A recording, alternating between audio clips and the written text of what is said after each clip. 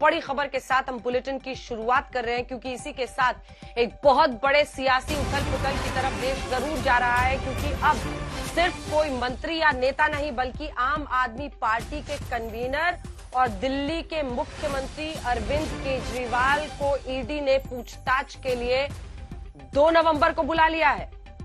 यानी अब से तीसरे दिन अरविंद केजरीवाल को पेश होना है ईडी के सामने, और वो भी मनी लॉन्ड्रिंग के केस में, शराब घोटाले के मामले में, जिसको लेकर एक के बाद एक जो दिग्गज नेता हैं आम आदमी पार्टी के, वो सलाखों के पीछे हैं। मनीष सिसोदिया से लेकर संजय सिंह, इन सब से तार होता हुआ आज जब बेल नहीं दी गई और सुप्रीम कोर्ट की तरफ से ऐसी बातें कही गई बेल डिनाई करने के वक्त मनीष सिसोदिया को, तो ऐसी आशंका जगी थी। बहुत सारे बिंदु हैं जिन पर चर्चा होगी, लेकिन हम आपको ये भी सुनाएंगे कि दोनों ही पार्टियां अपनी तरफ से क्या क्या कह रही हैं। हमारे साथ हमारे सहयोगी इस वक्त मुनीष पांडे सीधा जुड़ रहे हैं। मुनीष, देखिए, इससे पहले भी मनीष सिसोदिया बेल नहीं मिल पाई। सुप्रीम कोर्ट ने आज जो कुछ पैसे के लेन देन को लेकर कहा है उस पर भी जानकारी दीजिएगा। संजय सिंह की गिरफ्तारी, और उनको भी बेल नहीं मिल रही है। लेकिन अब बात बहुत आगे पहुंच रही है, और अगर मैं सही हूं तो सुप्रीम कोर्ट ने ये पिछली सुनवाई में कहा था कि अगर पार्टी को फायदा हुआ है तो आप लोग आम आदमी पार्टी को भी इस केस में पार्टी क्यों नहीं बना रहे हैं। पार्टी को तो नहीं, लेकिन पार्टी के कन्वीनर के तौर पर क्या अरविंद केजरीवाल को अब ईडी ने पूछताछ के लिए बुलाया।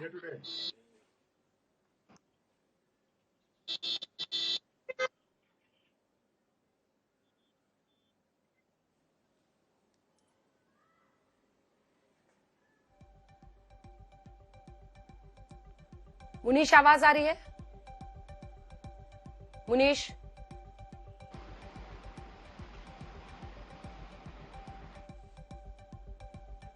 मुनीष से एक बार फिर संपर्क साधने की कोशिश करेंगे, लेकिन 3-4 बड़ी बातें हैं जो आपको इस पूरे केस में जान लेनी चाहिए। दरअसल ये 21-22 की दिल्ली सरकार की एक्साइज पॉलिसी यानी शराब नीति को लेकर ये पूरा मामला था।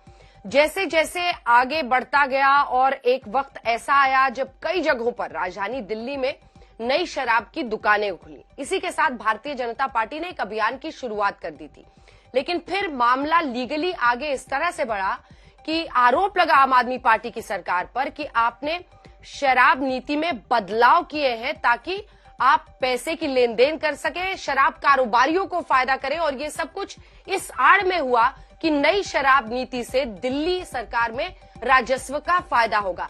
क्या हुआ नहीं हुआ, लेकिन इसके तहत बहुत सारी कड़ियां जुड़ती चली गई। ईडी ने भी, सीबीआई ने भी अप्रैल में पहले पूछताछ की अरविंद केजरीवाल से।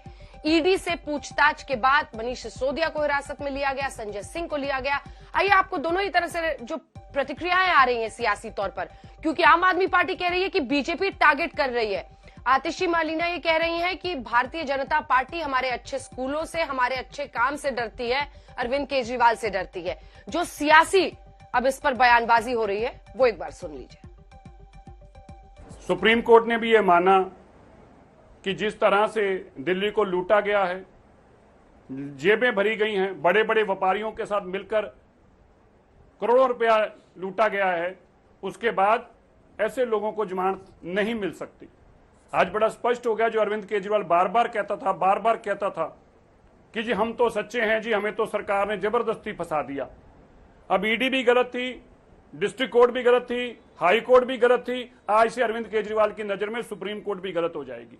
केंद्र सरकार की ईडी ने दिल्ली के मुख्यमंत्री श्री अरविंद केजरीवाल जी को सम्मन भेजा है 2 तारीख का।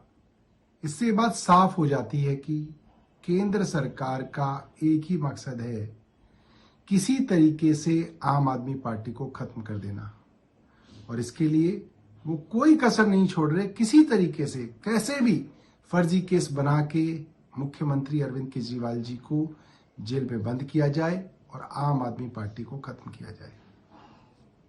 मुख्यमंत्री जी, आप जो मर्जी कहें, ईडी के बहुत सारे सवालों के आप जवाब आपको देने पड़ेंगे, और ये सवाल और भी महत्वपूर्ण हो जाते हैं जब आज सुप्रीम कोर्ट ने दिन में जब मनीष सिसोदिया के को बेल रिजेक्ट करते हुए टिप्पणी की 338 करोड़ रुपए के बारे में, उसका सवाल का जवाब तो आपको देना होगा, क्योंकि इस सब शराब घोटाले के मास्टरमाइंड और किंग पिन तो अरविंद केजरीवाल जी आप ही हैं। भारतीय जनता पार्टी को आम आदमी पार्टी से डर लगता है।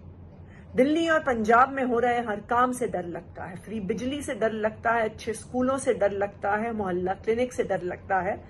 इसीलिए वो झूठे केस करके आम आदमी पार्टी के नेताओं को जेल में डालना चाहती है, पार्टी को खत्म करना चाहती है। इसी साजिश के तहत 2 नवंबर को अरविंद केजरीवाल को ईडी ने समन किया।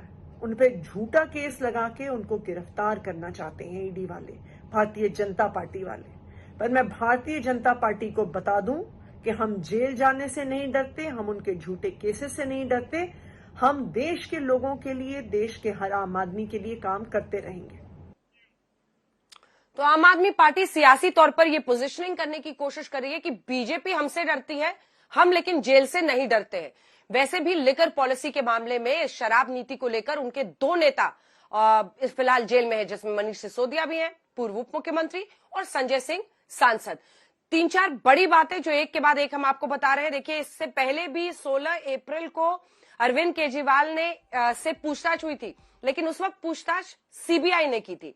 इस बार उनको बुलावा ईडी का आया है। 2 तारीख को ईडी के सामने उन्हें पेश होना है। हमारे सहयोगी भी हमारे साथ जुड़ रहे हैं। 2 तस्वीरें आप देख रहे हैं, जिसमें एक तरफ अप्रैल के महीने में अरविंद केजरीवाल से पूछताछ हुई थी, लेकिन अब ईडी ने बुलाया है और ईडी के ही मामले में दोनों को ही, मनीष सिसोदिया, संजय सिंह को बेल नहीं मिल रही है। पैसे को लेकर सुप्रीम कोर्ट ने जो आज कहा है वो कितना मायने रखता है मनीष सिसोदिया के मामले में, जब हम शराब घोटाले की बात करते हैं तो। मुनीष, दूसरा हिस्सा इस सवाल का, सुप्रीम कोर्ट की ही एक टिप्पणी थी कि आपको अगर लगता है कि पार्टी को फायदा हुआ है तो आप पार्टी को, आम आदमी पार्टी को पार्टी क्यों नहीं बनाते हैं। क्या उसी हैसियत से आम आदमी पार्टी के कन्वीनर के तौर पर अब ईडी बुला रहा है अरविंद केजरीवाल को पूछताछ के लिए? अंजना, आपका दूसरा सवाल बेहद महत्वपूर्ण है। मैं आपको बता दूं कि अप्रैल के महीने में जब अरविंद केजरीवाल को सीबीआई ने बुलाया था तो उस वक्त उनको चश्मदीद के तौर पर बुलाया गया था। लेकिन अगर ईडी की बात करें तो ईडी एक ऐसी जांच एजेंसी है जो कि पीएमएलए यानी कि prevention of money laundering act के तहत जांच करती है, और इसमें कोई चश्मदीद नहीं होता है। इसमें जो शख्स होता है वो सीधे तौर पर जांच के घेरे में होता है, और अब सीधे तौर पर ये बोल सकते हैं कि जांच की आंच इस मामले में सीधे दिल्ली के मुख्यमंत्री अरविंद केजरीवाल तक पहुंच गई है। 3 बड़ी वजह है जिसकी वजह से अरविंद केजरीवाल को बुलाया गया है। सबसे पहले मैं आपके दूसरे सवाल का जवाब भी देता हूं और तीसरी वजह बताता हूं, उसके बाद तीसरी और सबसे बड़ी वजह यह है कि अरविंद केजरीवाल इस मामले में इसलिए भी जांच के घेरे में है क्योंकि वो आम आदमी पार्टी के नेशनल कन्वीनर भी हैं। मनीष सिसोदिया मामले में जब सुप्रीम कोर्ट में सुनवाई चल रही थी तो कोर्ट ने सीधे तौर पर ईडी से पूछा था कि जब पैसे का फायदा आम आदमी पार्टी को पहुंचा है, चुनाव में उन पैसों का इस्तेमाल हुआ है, तो आम आदमी पार्टी को आरोपी क्यों नहीं बनाया जा रहा है। जिस पर ईडी ने जवाब दिया गया था कि इस चीज को लेकर वो विचार कर रहे हैं और हो सकता है कि भविष्य में उनको आरोपी बना भी लिया जाए। कुछ अधिकारियों से हमने बात भी की ईडी से, उनका साफ तौर पे कहना है कि जब 2 नवंबर को वो ईडी के सामने पेश होंगे तो बहुत मुमकिन है कि अरविंद केजरीवाल से इस विषय पर भी पूछताछ की जाएगी। दूसरी जो सबसे बड़ी वजह यह है कि इस मामले में एक मेंबर ऑफ पार्लियामेंट है मगुंटा रेड्डी अरविंद केजरीवाल से मुलाकात किए थे। उनके बेटे ने नई शराब नीति के तहत व्यापार किया था, और वो जो मीटिंग हुई थी मगुंटा रेड्डी और अरविंद केजरीवाल के बीच में, उसमें अरविंद केजरीवाल ने सीधे तौर पर उनको न्योता दिया था कि दिल्ली में आकर आप आराम से व्यापार करिए। ये ईडी के पास एक बड़ा सबूत है। और जो पहली वजह इस मामले में है कि क्यों आखिरकार अरविंद केजरीवाल को बुलाया गया है, देखिए दिनेश अरोड़ा इस मामले में आरोपी हैं, लेकिन दिनेश अरोड़ा ने अपने बयान में दावा किया हुआ था कि विजय नायर और मनीष सिसोदिया से उनकी मुलाकात हुई थी, और अरविंद केजरीवाल ने एक बार फोन पर बातचीत भी की थी। एक आरोपी का दिल्ली के मुख्यमंत्री से फोन पर बातचीत करना कहीं ना कहीं अपने आप में काफी गंभीर है, और इसी वजह से अरविंद केजरीवाल को बुलाया गया है। अब आता हूं मैं आपके पहले सवाल पर अंजना। देखिए, सुप्रीम कोर्ट ने जो आज जो ऑर्डर दिया है, ईडी और सीबीआई इसे एक बड़ी जीत के तौर पर मान रही है, क्योंकि ईडी का साफ तौर पे कहना है कि आज सुप्रीम कोर्ट ने एक बात तो साफ कर दिया कि घोटाला हुआ है, क्योंकि सुप्रीम कोर्ट को भी ऐसा लगता है कि 338 करोड़ रुपए इस मामले में न सिर्फ शराब व्यापारियों ने कमाए, जबकि दिल्ली सरकार को काफी नुकसान हो रहा था। उसके अलावा सुप्रीम कोर्ट के ऑर्डर में 100 करोड़ रुपए रिश्वत की बात भी है, जो कि साउथ कार्टर से जो उस वक्त के आम आदमी पार्टी के कम्युनिकेशन इंचार्ज हुआ करते थे विजय नायर, उनको पहुंचा था, और लगभग 45 करोड़ रुपए उस पैसों में से गोवा इलेक्शंस में इस्तेमाल हुए थे। तो कहीं ना कहीं इन सभी चीजों को अगर मिलाया जाए तो अरविंद केजरीवाल की मुश्किलें, आम आदमी पार्टी की मुश्किलें बढ़ती नजर आ रही हैं और बहुत मुमकिन है अंजना कि भविष्य में आम आदमी पार्टी को इस मामले में आरोपी बना लिया जाए। और अगर ऐसा होता है तो ये हिंदुस्तान के इतिहास में पहली बार होगा कि किसी नेशनल पार्टी को किसी भ्रष्टाचार के मामले में आरोपी बनाया गया है। अंजना,